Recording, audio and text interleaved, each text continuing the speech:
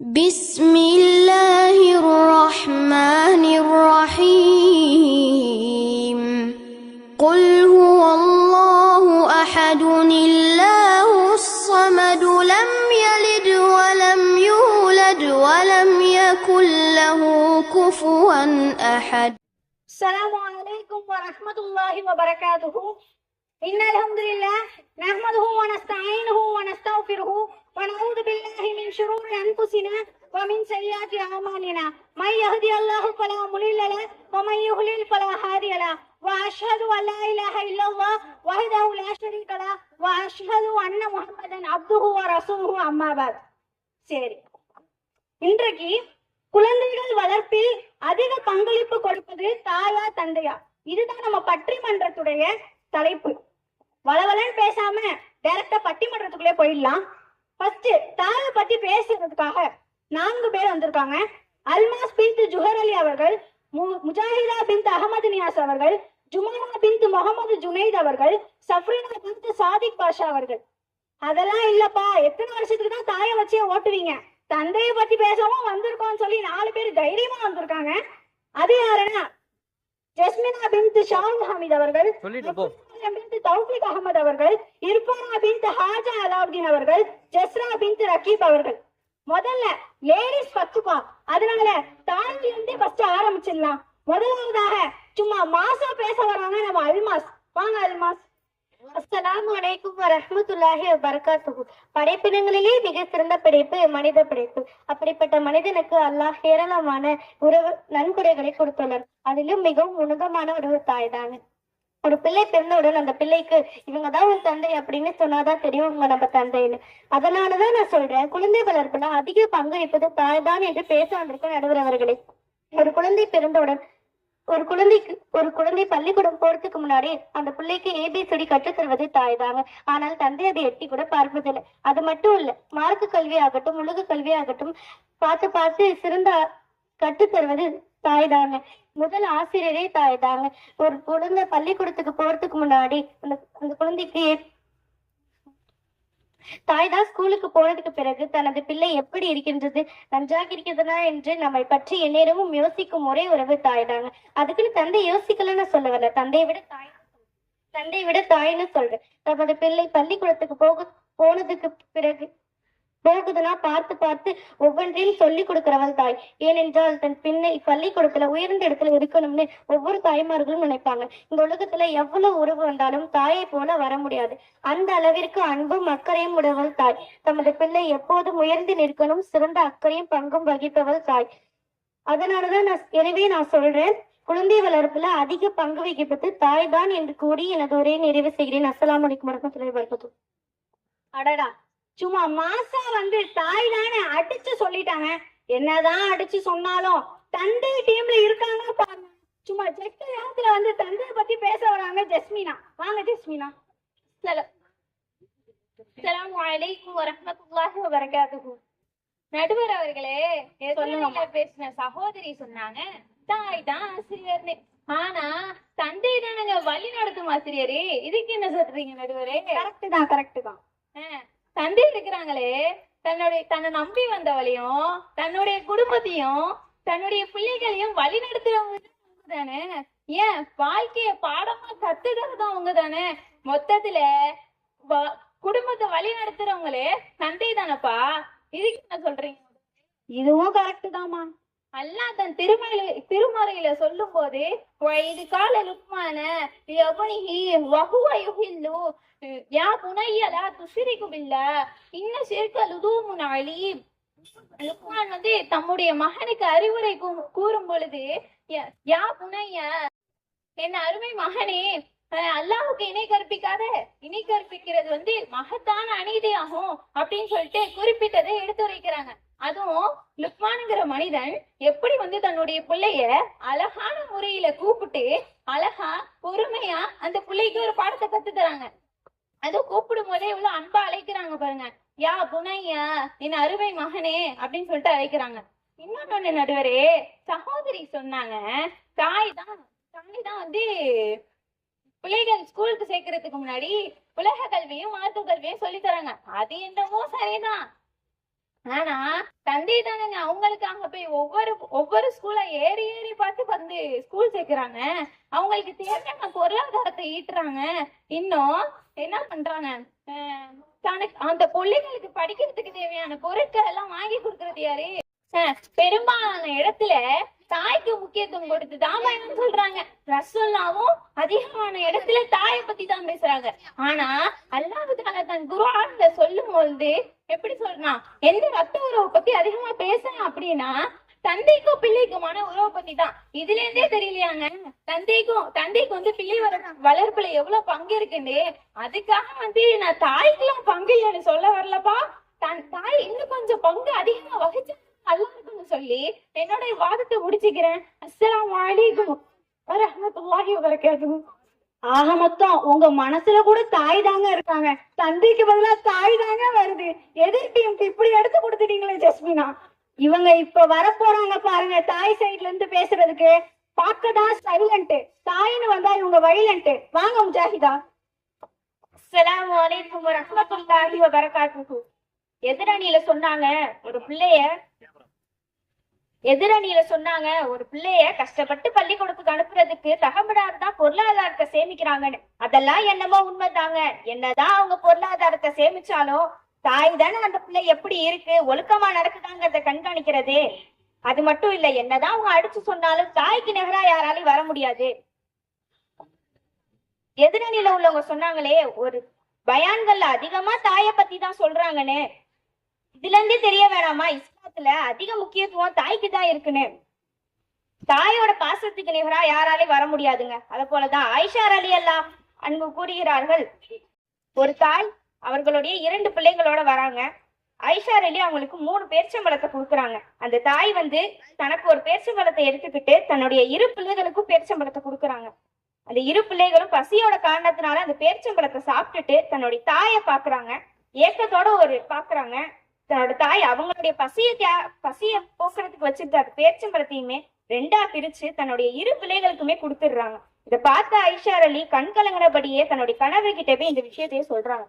நபி ஸல்லல்லாஹு அலைஹி வஸல்லம் இதை கேட்டுட்டு தன்னுடைய பசியை தியாகம் பண்ண இந்த தாய்க்கு சொர்க்கம் வாக்களிக்கப்பட்ட விஷயத்தையுமே சொல்றாங்க.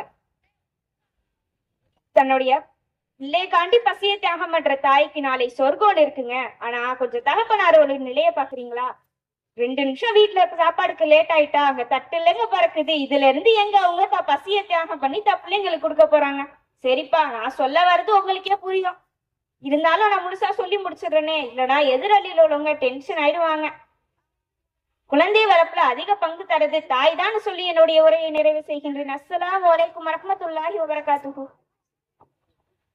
ஏம்மா, தட்டு பறக்கிற மேட்டர் கூட ஏமா தட்டாம சொல்லுங்க நீ. சரி, இப்போ வராங்க பாருங்க தந்தை டீம்ல இருந்து. வாங்க மரியம். அஸ்ஸலாமு அலைக்கும் வரஹ்மத்துல்லாஹி வபரகாத்துஹு. வாழ்க்கையின் கஷ்டங்களை பிள்ளைகளுக்கு தெரியாமல் பிள்ளைகளை மகிழ்ச்சியாக வளைக்கும் ஒரே அறிவு தந்தை தாங்க. தான் பட்ட கஷ்டத்தை ஒருபோதும் தன்னுடைய பிள்ளை படக்கூடாது என்ற அக்கறை கற்ற ஒரே அறிவு தந்தை தாங்க. தன்னுடைய இளமை வயதில் ஜாலியாக இருந்த தந்தை திருமணத்துக்கு பிறகு குடும்பத்திற்காக படாத பாடுபடுறாங்க. தந்தையானவங்க அளவு கழிந்த அன்பும் பாசமும் நம்ம மீது வச்சிருக்காங்க. எதிரணின்னு சொன்னாங்க தாய் தான் தியாகம் செய்யறாங்கன்ட்டு.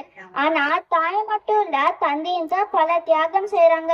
தன்னுடைய குடும்பத்திற்காகவும் தனது பிள்ளைகளுக்காகவும் வெளிநாடு சென்று தெரியாத ஊர், தெரியாத முகங்கள், ஏன் தண்ணீர், உணவு, தங்கும் இடம், இப்படி எல்லாமே புதுசு இருந்தும் தனது குடும்பத்திற்காகவும் தனது பிள்ளைகளுக்காகவும் கஷ்டப்பட்டு எதுவுமே பொருள்படுத்தாம இரவு பகலும் பார்க்காம உழைக்கிறாங்க. நீங்க ஒரு செடியை பத்தி பேசுங்க, நாங்க ஒரு மரத்தை பத்தி பேசணும்.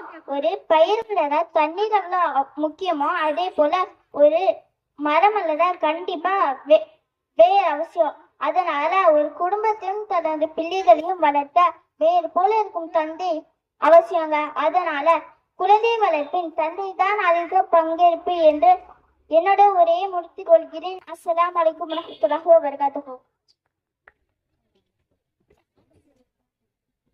மழலை குரல்ல தந்தைய பத்தி இவ்வளவு அழகா சொன்னாங்க. இவங்க சொல்லும் போது எனக்கே ஒரு விஷயம் ஞாபகம் வந்துச்சு.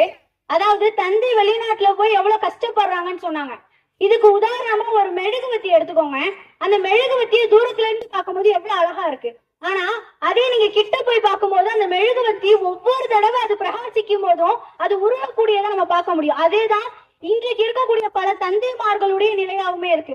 வெளிநாட்டு வாழ்க்கையை நம்ம பார்க்கும்போது அழகான வாழ்க்கைன்னு சொல்றோம், ஆனா பார்க்க அழகா இருக்கும். ஆனா அங்க போய் பார்த்தாதான் தெரியும் ஒவ்வொரு தந்தையும் தன்னுடைய அந்த வயசையும் வாழ்க்கையும் அப்படியே மெழுகா உருகி உருகி வளர்க்கிறாங்கன்னு. அதனால ஒவ்வொரு தந்தைமார்களுடைய பொருளாதாரத்தையும் கொஞ்சம் பார்த்து செலவு பண்ணுங்கம்மா. சரி, தந்தைய பத்தி அழகா சொல்லிட்டாங்க. இப்ப தாய பத்தி பேச வராங்க ஜுமானா. வாங்க ஜுமானா. அஸ்ஸலாமு அலைக்கும் ரஹ்மத்துல்லாஹி வ பரகாத்துஹு. நடுவர் அவர்களே, எதிரணியில சொன்னாங்க பிள்ளைகளை கஷ்டப்படாம வளர்க்கும். நடுவர் அவர்களே, எதிரணியில சொன்னாங்க பிள்ளைகளை கஷ்டப்படாம வளர்க்கணும். ஆனா ஒரு பிள்ளை வளரும் போது அதுக்கு கஷ்டத்தை சொல்லி வளர்க்கணும். இல்லைன்னா அதுக்கு சின்ன கஷ்டம் கூட பெருசாதான் தெரியும். அதனாலதான் அம்மா கஷ்டத்தை சொல்லி வளர்க்குறாங்க. இறைவன் படைப்பிலேயே மிக சிறந்த படைப்பு மனித படைப்பு. அதிலேயும் தாய் என்பவள் ஒரு உன்னதமான படைப்பு. அஞ்சறு உயிர் கூட தன்னுடைய குட்டிகளை பாதுகாக்க தாய் பாசத்தை வெளிப்படுத்துகிறது. நீங்களே பாருங்க, அந்த அளவிற்கு தாய் என்பவள் ஒரு உன்னதமான உறவு. நபி ஸல்லல்லாஹு அலைஹி வஸல்லம் அவர்களிடம் ஒரு மனிதர் நான் அழகிய முறையில் உறவாடுவதற்கு மிகவும் தகுதியானவர் யார் என்று கேட்டார். அதற்கு நபி அவர்கள் சொன்னார்கள், நபி ஸல்லல்லாஹு அலைஹி வஸல்லம் அவர்கள் கிட்டம் நான் உன் தாய் என்றார்கள். அவர் 2வது முறையும் கேட்டார், அதற்கும் உன் தாய் என்றார்கள். அவர் 3வது முறையும் கேட்கும் போது உன் தாய் என்றார்கள். அவர் 4வது முறையும் கேட்கும் போது உன் தாய் என்றார்கள்.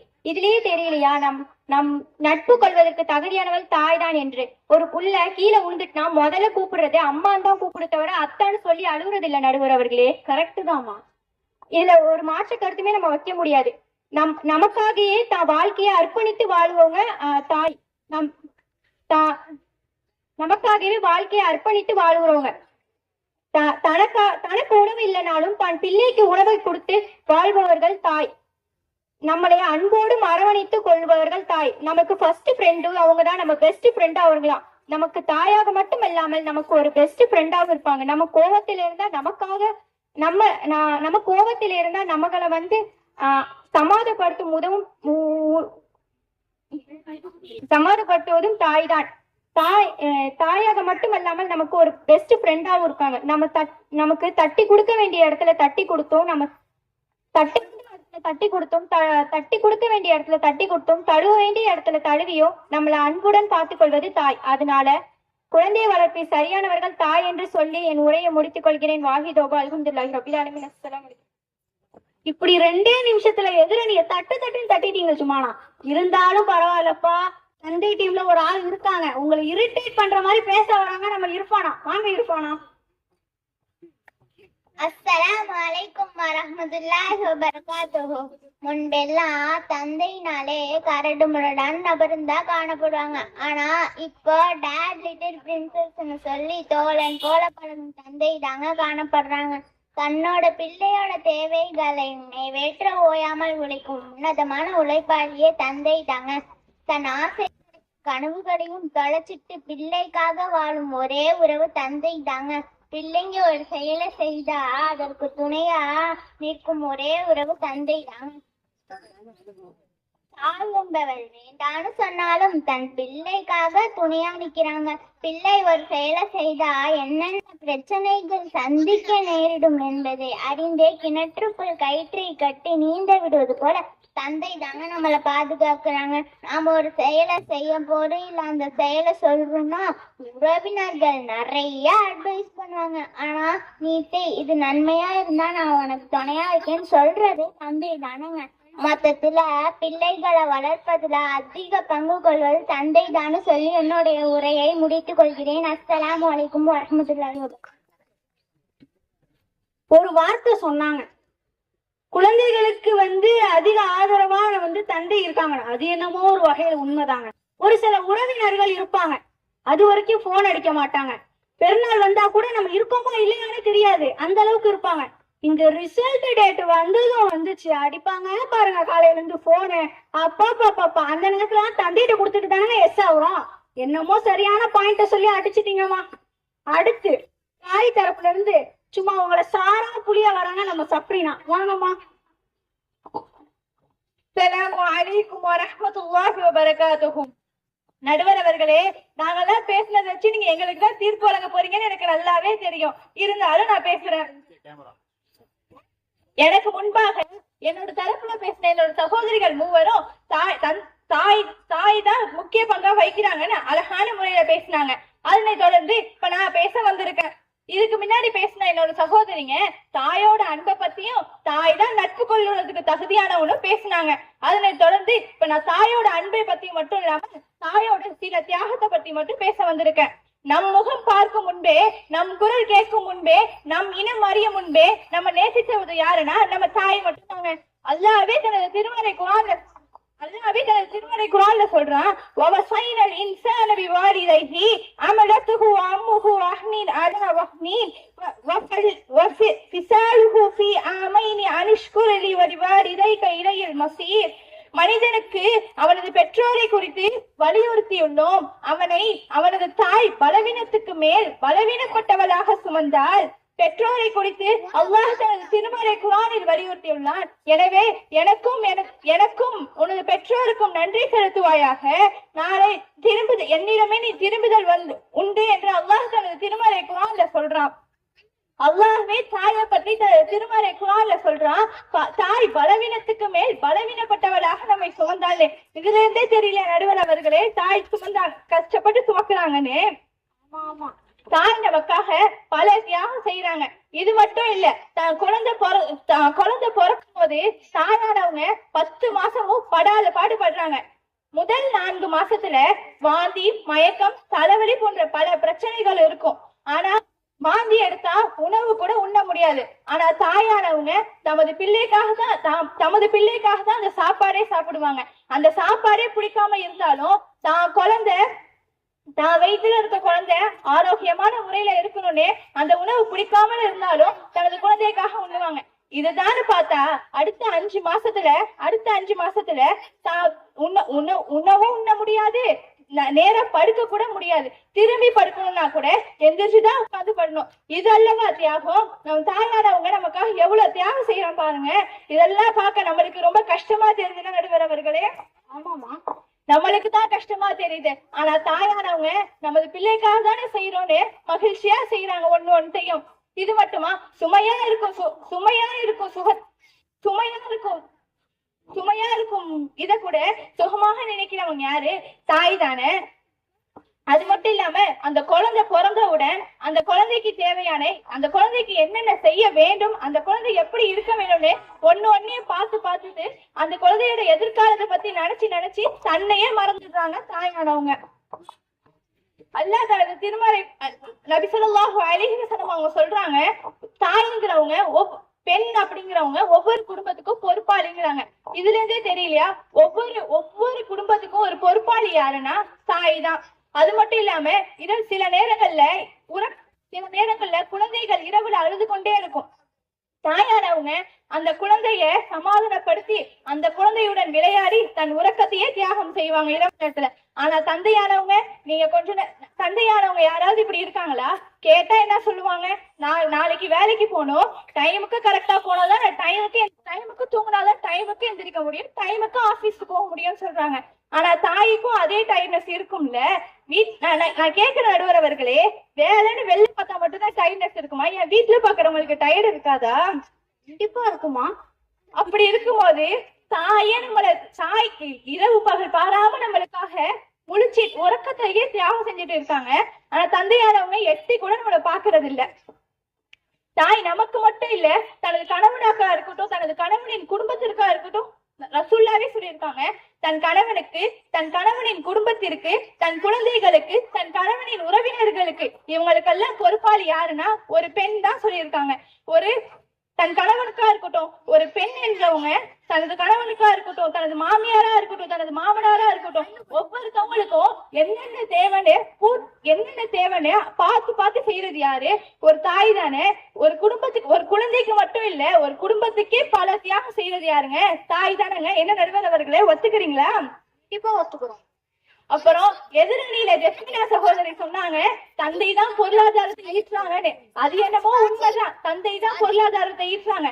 ஆனா எத்தனையோ தாய் தனியா இருந்து தனது பிள்ளைக்காக, எத்தனையோ சிங்கிள் மதரா இருந்து தனது பிள்ளைக்காக பொருளாதாரத்தை ஈட்டுறாங்க. இதை யாராலையும் மறுக்க முடியாதுல்ல.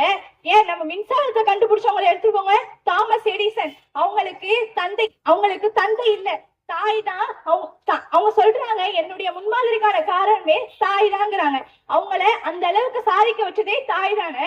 அதனால வெறும் தந்தை மட்டும் பொருளாதாரத்தை ஈட்டுறது இல்ல, தாயே இப்ப பல தாயே பொருளாதாரத்தை ஈட்டுறாங்க. அது மட்டும் இல்லாம இந்த சிங்கிள் மதரா இருக்கிறவங்களுக்கு சொசைட்டில பல எதிர்ப்புகள் வருது. அந்த பல எதிர்ப்புகள் வந்தாலும் தான் குழந்தைக்காக தான் நான் வாழ்றேனே தனியா நின்று வாழ்றாங்க. அது மட்டும் இல்லாம எல்லாரும் கேட்பாங்க ஏன் இரண்டாவது திருமணம் பண்ணிக்கிட்டா என்னன்னு. எங்க அந்த தாய்க்கு என்ன பயம்னா, எங்க நம்ம இரண்டாவது திருமணம் பண்ணிக்கிட்டா தனது குழந்தைய தனது கணவன் பாதுகாக்காம போயிடுவானோன்னு பயந்து தன் வாழ்க்கையே தன் குழந்தைகளுக்காக தியாகம் செய்யறவங்க தானே தாயி.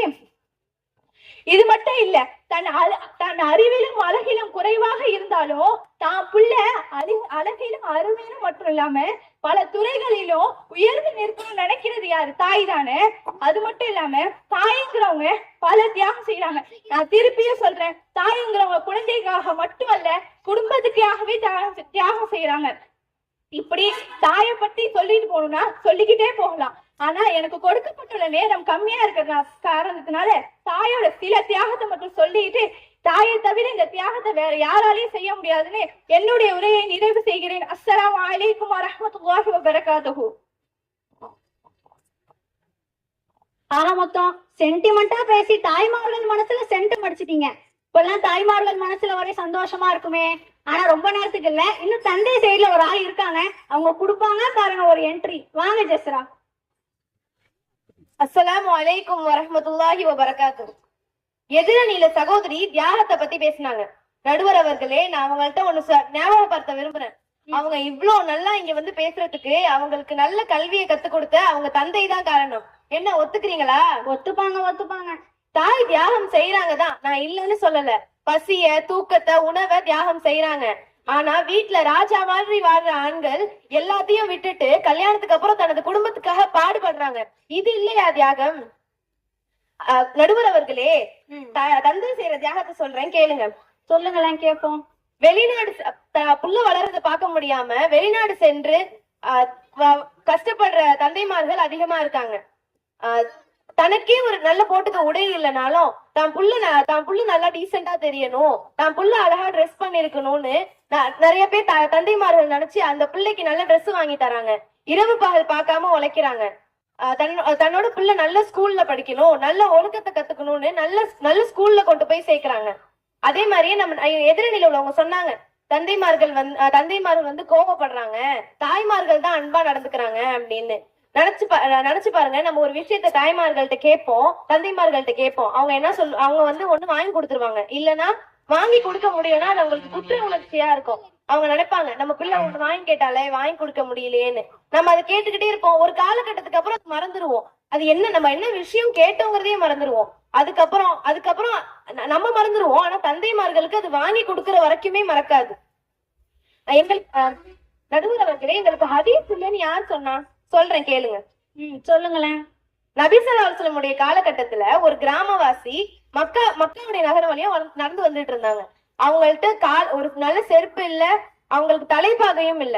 அந்த நேரத்துல அப்துல்லா இப்னு உமர் ரலியல்லாஹு அன்ஹு உடைய மகன் அப்துல்லா அந்த வழியா வராங்க. வந்து அந்த கிராமவாசிக்கு சலாம் சொல்றாங்க. சலாம் சொல்லிட்டு அவங்க அமர்ந்திருந்த கழுதையிலிருந்து இறங்கி அந்த கழுதையை எடுத்து அந்த கிராமவாசிக்கு கொடுக்குறாங்க. அந்த கிராமவாசி கொடுத்துட்டு அவங்க தலைப்பாகையுமே கழட்டி அந்த கிராமவாசி கொடுக்குறாங்க. இத பாக்குற வந்து இப்னு தீனார் அப்படிங்கிற தாபியின்கள்ல ஒருத்தர் என்ன பண்றாங்கன்னா, அப்துல்லா இப்னு உமர் ரலியல்லாஹு அன்ஹுவை பார்த்து அல்லாஹ் உங்களை சீர்படுத்தட்டும் அப்படின்னு சொல்றாங்க.